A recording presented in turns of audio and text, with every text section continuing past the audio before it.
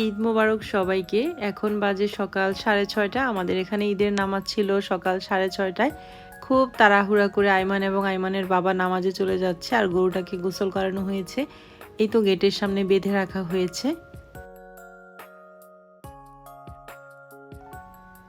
ওরা নামাজে চলে যাওয়ার পর আমি কিছুক্ষণ গ্যারেজেই ছিলাম, কারণ দারোয়ান চাচাও হচ্ছে নামাজে চলে গিয়েছে। তো গরুটা এভাবে বাঁধা ছিল, সামনে কেউ ছিল না, তো সেজন্য এখানেই ছিলাম। এরপরে ওরা বাপ বেটা নামাজ পড়ে চলে এসেছে। এদিক থেকে আমার ভাসুরও চলে এসেছে। তো এখন গরুটাকে আল্লাহর নামে কুরবানি দেওয়া হবে। আলহামদুলিল্লাহ আমাদের কুরবানি ভালোভাবে সম্পন্ন হয়েছে। আর এদিক থেকে আমার বাবাও চলে এসেছে। আমার বাবাকে নাস্তা দিলাম। এখন আমার বাবা নিচে যাচ্ছে।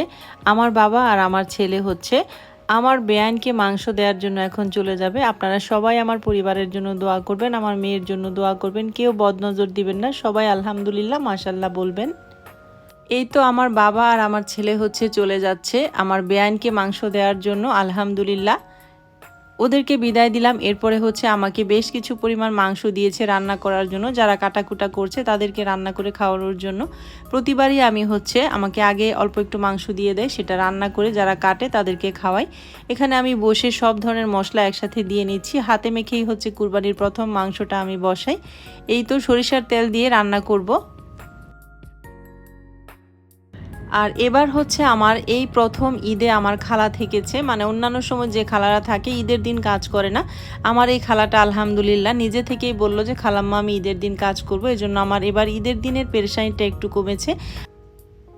তো আমার রান্নাবান্না কিন্তু অলমোস্ট ডান। আমি রান্নাবান্না শেষ করার পর নিচে চলে এসেছি, আর মাংসগুলো ভাগাভাগি করে সব মাংসগুলো যাকে যাকে দিব লিস্ট করে রেখেছিলাম সেই অনুযায়ী 2 কেজি করে প্যাকেট করে নিচ্ছি। এখানে অসহায় মানুষদেরকে আমার ভাসুর মাংস দিয়ে দিচ্ছে। তো সব মিলিয়ে এ ছিল আমার আজকের মিনি ব্লগটি। ভালো লাগলে লাইক, কমেন্ট, শেয়ার এবং সাবস্ক্রাইব করে চ্যানেলটির পাশেই থাকবেন। আজকের মতো বিদায়, আল্লাহ হাফেজ।